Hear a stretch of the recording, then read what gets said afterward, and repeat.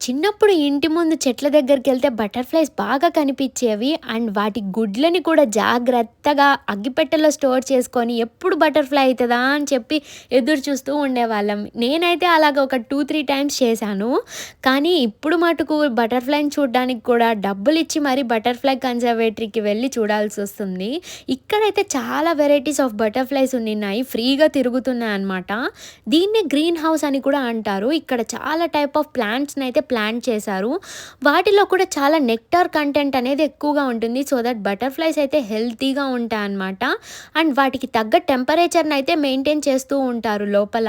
చాలా బాగా అనిపిచ్చింది. చాలా వెరైటీస్ ఆఫ్ బటర్‌ఫ్లైసే ఉండిన్నాయి.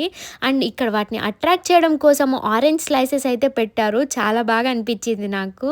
అండ్ ఇక్కడైతే మనము బటర్‌ఫ్లై లైఫ్ సైకిల్‌ని మొత్తం చూడొచ్చనమాట. లైక్ ఎగ్ నుంచి బటర్‌ఫ్లై అయ్యే వరకు ప్రతి స్టేజ్‌ని చూడొచ్చు.